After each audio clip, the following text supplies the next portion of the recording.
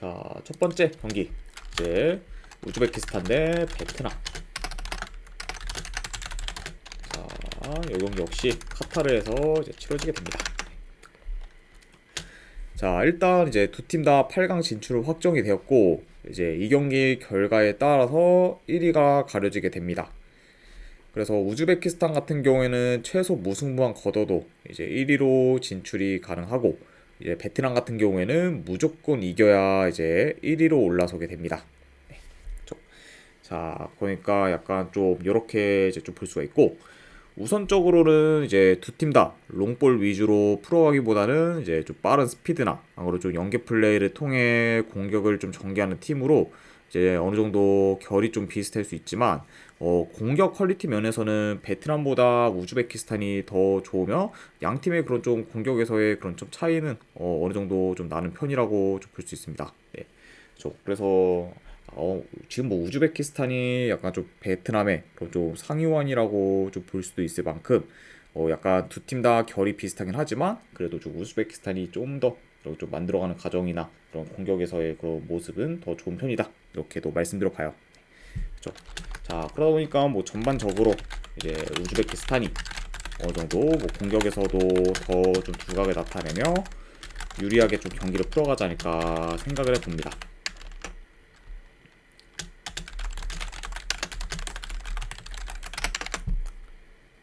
아무튼 이렇게 좀 볼 수가 있고, 그리고 이제 양 팀의 뭐 전력 차도 이제 좀 꽤 나기 때문에 이런 점까지 고려를 하면은 그래도 뭐 이번 경기는 우즈베키스탄이 좀 좋은 결과를 만들어서 좀 더 1위로 이제 좀 8강에 진출할 가능성이 좀 더 있지 않을까 한번 내 생각을 해봐요. 그래서 물론 뭐 이거 죄송합니다. 네.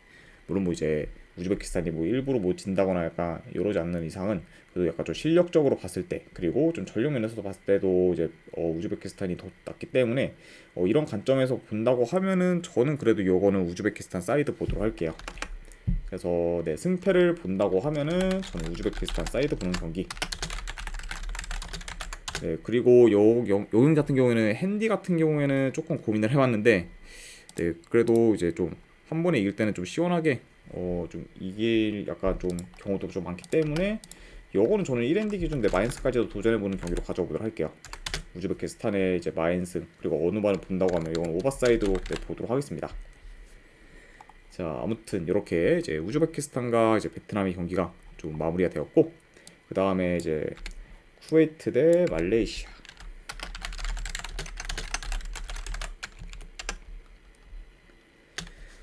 자, 일단 이제 양 팀 다 베트남과 우즈베키스탄 상대로 지면서 이제 탈락이 확정되었기 때문에 이 경기는 이제 두 팀한테 있어 크게 의미가 없는 지금 경기라고 볼 수가 있습니다. 그러니까 뭐 사실상 뭐 이제 친선 경기 마냥 부담 없이 좀 경기를 치를 것으로 보이는 그런 좀 양 팀이라 볼 수 있어요. 자, 일단 두 팀 다 이제 베트남과 우즈베키스탄을 상대했을 때 체급차가 나면서 아이고 김구수님 반갑습니다. 좀 많이 밀리는 모습을 좀 보였지만 그래도 이제 말레이시아와는 달리 아이고 반갑습니다 구수님. 김구수님 별풍선 50개 감사합니다. 아이고 50개 후원도 감사합니다 김구수님. 네, 일단은 바로 보내드리도록 할게요. 잠시만요.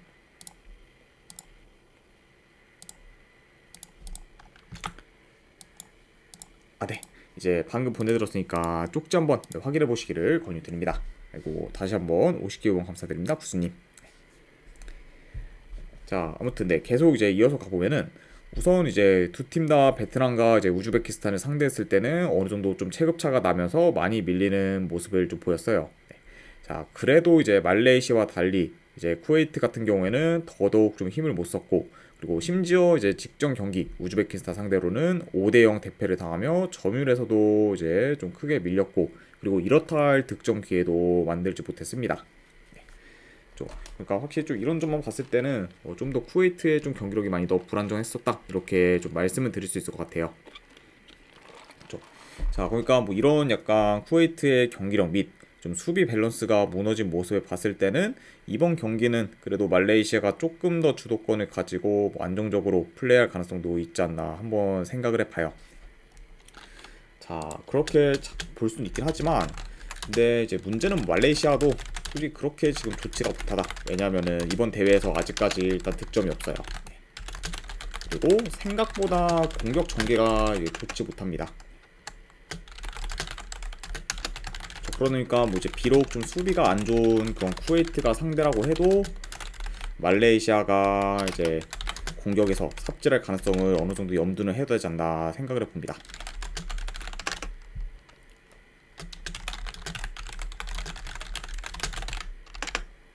아무튼 이렇게 좀 말씀드려 보네요.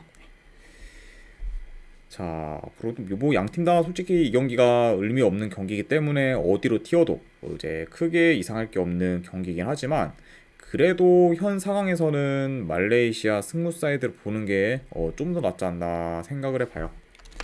그래서 저는 이 경기는 솔직히 그냥 승패로 가져가기보다는 그냥 고배당 잡이로 말레이시아 햄무나 안 그러고 무승부 중에서 하나 골라가는 경기가 낫지 않나 생각을 해봅니다. 아무래도 이제 양팀한테 좀 크게 의미가 없는 경기이기 때문에 이런 경우에는 좀 더 경우의 수를 나눠서 이렇게 좀 가져가거나 안 그러고 어노바는 요거는 언더사이드 보도록 할게요.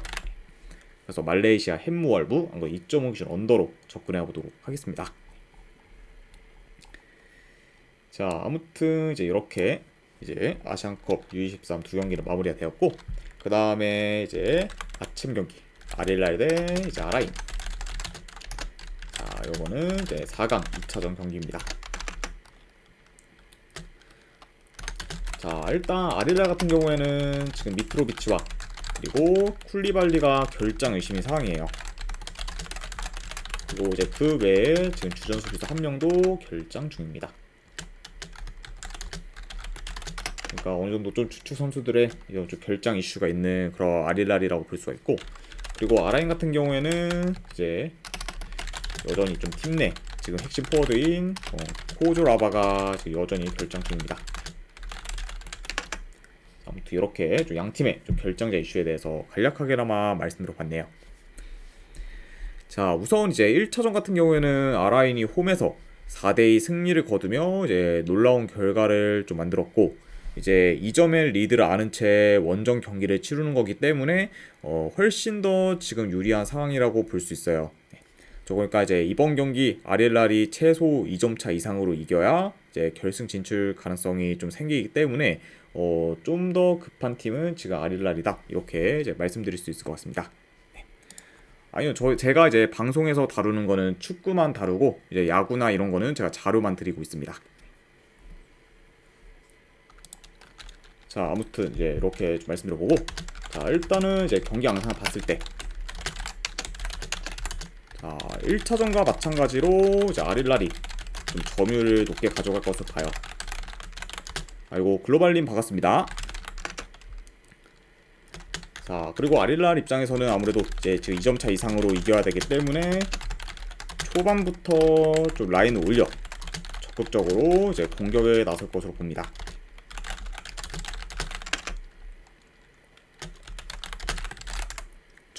네, 아무래도 이제 뭐 아리라 같은 경우에는 이제 뭐 닭공 전략 말고는 현재 지금 선택지가 없기 때문에 아무래도 좀 라인을 올려 좀 무리해서라도 적극적으로 좀 공격을 할 것으로 봐요. 그리고 이제 아라인 역시 라인이 올라간 그런 아릴라를 상대로 이제 좀 빠른 역습을 통해 좀 충분히 좋은 득점 기회를 이제 많이 창출할 것으로 봅니다. 그리고 이제 아라인이 좀 역습이나 그런 좀 침투 플레이가 좀 굉장히 좋고, 그리고 한 번에 좀 파고드는 그런 좀 능력이 좀 좋기 때문에 라인이 약간 좀 올라간 그런 아릴라 상대로는 좀 충분히 좀 득점 기회를 만드는데 쉬울 수 있지 않을까 생각을 해봐요. 그러니까 이제 이 경기 역시 이제 1차전처럼 좀 템포 빠르면서 공격적인 양상으로도 흘러갈 만하지 않을까 한번 생각을 해봅니다. 자, 물론 뭐 이제 아릴랄이 이제 홈이기도 하고, 그리고 아라인한테 2번 연속 당할 가능성이 적긴 하지만, 그렇다고 1.1대 아릴랄 승 배당을 가져가는 거는 전혀 메리트가 없지 않나 저는 생각을 해봐요. 네. 그래서 이 경기는 뭐 아릴랄 승 1.1배를 가져갈 바에야 그냥 배당 대비 아라인 사이드를 도전하거나, 안 그러면은 오바로 접근하는 게 조금 더 나은 선택지지 않나 한번 생각을 해봅니다. 자, 그래서 저는 이 경기는 배당 대비했을 때 1.1배 똥배인 뭐 아릴렐슨 가져갈 바에야 아라인 프랜승 도전하는 경기로 가져가고, 안 그러면은 이거는 뭐 결과 상관없이 3.5라고 해도 오버사이드 보는 경기 이렇게 한번 가져가 보도록 하겠습니다. 자, 아무튼 이렇게 이제 아침 4강 2차전까지도 마무리가 되었네요. 자, 그 다음에 이제 아스날 대 이제 첼시 경기. 아스날 같은 경우에는 지금 큰 결장자는 없습니다. 그리고 이제 첼시 같은 경우에는 여전히 뭐 리스 제임스, 그리고 지금 코릴, 뭐 운콩쿠는 뭐 계속해서 뭐 결장 중이다 보니까 이렇게 지금 결장 중이라 볼 수가 있고, 지금 이제 핵심 지금 전력인 콜 팔머와 그리고 이제 수비수인 지금 기스토드는 이제 결장 의심인 상황이에요. 그러니까 뭐 첼시 같은 경우에는 뭐 여전히 어느 정도 좀 전력 누수가 있고, 그리고 지금 이제 콜 팔머의 그런 출전 여부가 굉장히 좀 중요한 상황이라고 볼 수 있습니다.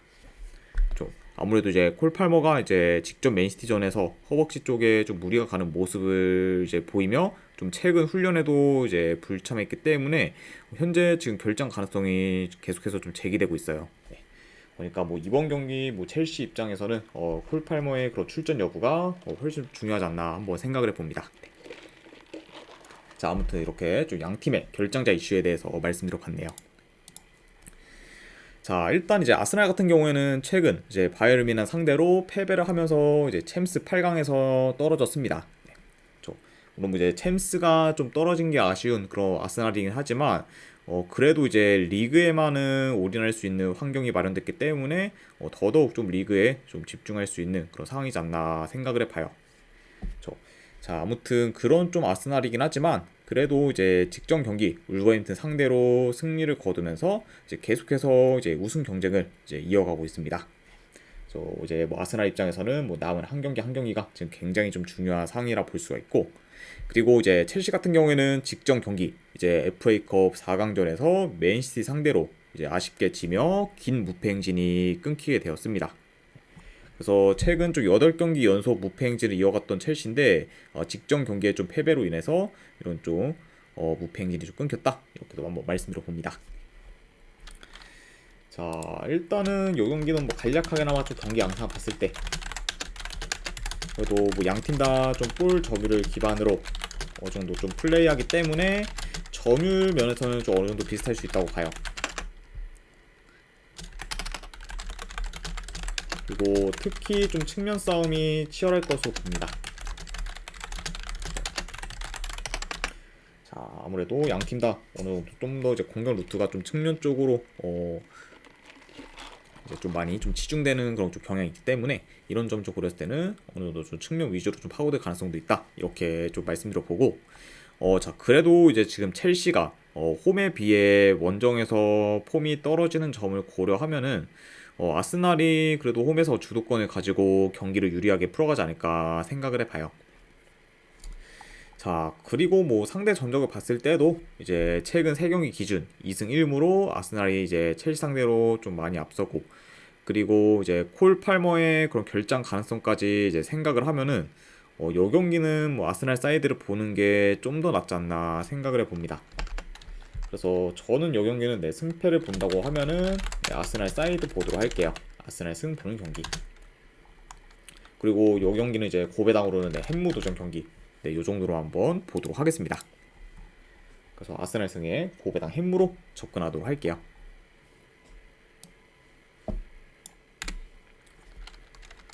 자, 그 다음에 이제 레스터 시티 대 이제 사우스햄튼. 자, 일단 이제 레스터 같은 경우에는 지금 큰 결정자는 없습니다. 자, 그리고 이제 사우스햄튼 같은 경우에는 주전 골키퍼 1명, 그리고 지금 미드필더 1명이 결장 중이에요. 자, 아무튼 이렇게 양 팀의 좀 결정자 이슈에 대해서 말씀드려봤고, 자, 우선 이제 레스터 같은 경우에는 이제 원정에서 2연패 중인 반면 이제 홈에서는 3연승 중으로 홈과 원정에서의 경기력 편차가 이제 큰 편입니다. 그래도 이제 뭐 레스터 입장에선 다행히 이번에는 이제 홈에서 경기를 치르다 보니까 어느 정도 좀 좋은 경기력을 기대해 볼 만한 그런 상황이라 볼 수가 있고, 그리고 원정팀 이제 사우스햄튼 같은 경우에는 최근 3연승을 거두며 상승세를 이어가다가 이제 직전 경기 카디프시티 상대로 원정에서 2대1 역전패를 당하며 이제 흐름이 끊겼습니다. 네, 그러니까 확실히 좀 좋은 흐름을 더 이어갈 수 있었는데 직전 경기 이제 결국 좀 패배를 하면서 다시금 좀 주춤하게 된 그런 사우스햄튼이라고 이제 볼 수 있을 것 같네요. 자, 아무튼 이렇게 한번 말씀드려보고, 자, 일단 뭐 전반적으로 이제 템포 빠른 경기로 이제 흘러갈 수 있다고 봐요. 네. 그리고 양 팀 다 좀 공격 전환이 빠르고, 그리고 이제 좀 공격 패턴이 좀 다양하면서 능하기 때문에 어느 정도 좋은 득점 기회를 만들 것으로 봅니다. 아무튼 이렇게 볼 수가 있고, 그리고 이제 레스터 같은 경우에는 최근 홈에서 매번 실점을 하고 있고, 그리고 이제 사우스햄튼 같은 경우에는 이제 이전부터 원정에서의 수비가 많이 안 좋았는데 이제 최근 주전 골키퍼인 그런 바주누가 결장을 하게 되면서 더더욱 지금 후방에서 불안한 모습을 보이고 있어요. 네, 그죠? 그러니까 이제 지금 주전 골키퍼인 바주누의 부재로 인해 더더욱 지금 수비가 많이 흔들리고 있는 그런 사우스햄튼이라고 볼 수 있습니다. 자, 그러다 보니까 이런 약간 양 팀의 실점 위험을 고려하면은 이 경기는 뭐 충분히 다득점 양상으로도 흘러갈 수 있지 않을까 한번 생각을 해봐요. 자, 아무튼 이렇게 좀 경기의 흐름까지도 말씀드려봤습니다. 자, 그래도 지금 현재 수비가 더 불안정한 팀은 사우스햄튼이고, 그리고 사우스햄튼 같은 경우에는 최근 원정에서 승리가 없을 정도로 원정 성적 또한 이제 안 좋기 때문에 이런 점들을 다 고려하면은 이 경기는 그래도 레스터시티 사이드를 보는 게 좀 더 낫지 않나 생각해 봅니다. 자, 아무튼 이제 이렇게 봤을 때 그래도 이 경기는 내 승패를 본다고 하면은 저는 이거는 레스터시티 사이드 보도록 할게요. 레스터시티 승분 경기. 그리고 어느 반을 본다고 하면 오버사이드로 접근하도록 하겠습니다. 자, 아무튼 이렇게 이제 레스터시티와 사우스햄튼 경기까지 마무리되었고, 그 다음에 이제 라치오 대 유벤투스.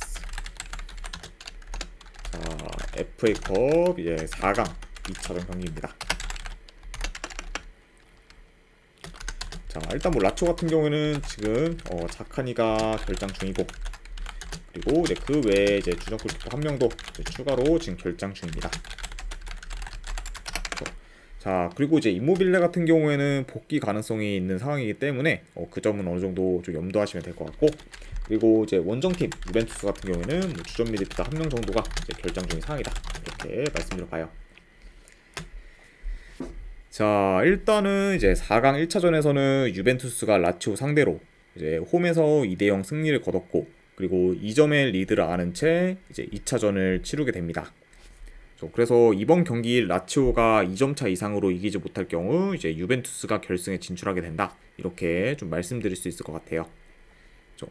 자, 그러다 보니까 아무래도 지금 급한 쪽은 라치오기 때문에 뭐 라치오가 더 공격적으로 나설 것으로 보이고, 그리고 이제 유벤투스 같은 경우에는 지키는 식으로 이제 플레이하지 않을까 생각해 봅니다. 자, 아무튼 이렇게 좀 간략한 좀 경기 흐름까지도 이제 말씀드려 갔어요. 자, 다만 근데 지금 라치오가 최근 득점이 폭발했던 경기가 이제 최약체인 살레르니타나 상대로 이제 홈에서 4골을 넣었던 게 전부고, 그리고 전체적으로 지금 봤을 때는 이제 라치오의 득점력은 좀 많이 저조한 편이라고 볼 수가 있어요. 그래서 이제 라치오의 좀 최근 경기들을 봤을 때 뭐 보통 좀 득점을 못하거나 아무래도 많이 넣어야 한 골일 정도로 평균적인 득점력이 좀 저조한 편이라고 이제 볼 수 있습니다. 자, 그래서 이런 상황에서 유벤투스가 작정하고 좀 수비에만 집중을 하게 되면은 라치오 입장에서는 득점을 만들기는 다소 좀 어려울 수도 있지 않을까 한번 생각을 해봐요. 자, 아무튼 이렇게 좀 흐름적인 부분까지도 이제 말씀드릴 것 같습니다. 자, 그래도 지금 유벤투스가 물론 이제 수비와 별개로 원정에서는 6경기 연속 승이 없을 정도로 지금 원정 성적이 많이 안 좋아요. 그리고 뭐 최근 뭐 유벤투스의 폼이 지금 좋다고 보기도 어렵기 때문에, 그리고 이런 약간 원정에서의 폼, 그리고 약간 좀 최근 흐름까지 좀 고려를 한다고 하면은 솔직히 이거는 뭐 원정에서 유벤투스가 좋은 결과를 좀 만들 거라 예상하기는 다소 좀 애매하지 않나 한번 생각을 해봅니다. 그래서 뭐 요 경기는 그래도 홈에서 뭐 라치오가 지진 않을 것 같아요. 네. 그래서 이제 뭐 라치오 사이드를 보기는 하지만 최종적으로 결승전에 올라갈 팀은 유벤투스지 않을까 예상을 해봅니다. 네. 그래서 그러니까 뭐 라치오 사이드를 보되 뭐 라치오가 유벤투스 상대로 2점 차 이상으로 이길 것 같지는 않다. 이렇게 한번 말씀드려봐요. 자, 그래서 저는 이 경기는 네, 승패를 본다고 하면은 이건 뭐 역대받은 라치오 사이드 네, 보도록 하고, 네, 요거는 네, 고배당으로 도전하실 분들은 무승부 도전하는 경기. 네. 안 그럼 어누바 같은 경우에는 요건 언더 사이드로 접근하도록 하겠습니다. 네, 2.5 기준 언더. 네. 그래서 라치오 프랜승 무승부에 2.5 기준 언더로 가져와 보도록 할게요. 자, 아무튼 이제 이렇게까지 해서 아시안컵 U23 그리고 해외 축구에 대한 분석은 전부 다 마무리가 되었습니다. 네, 어느 정도 분석이 좀 괜찮다 이제 생각되시는 분들은 추천이나 즐겨찾기 한 번씩 눌러주시면 감사드리고, 그리고 궁금하신 사항 있으시면은 채팅으로 질문 주시면 바로 답변해 드리도록 할게요. 자, 아무튼 이제 오늘도 끝까지 분석 방송 봐주신 분들 이제 감사드립니다. 자, 그리고 감사합니다.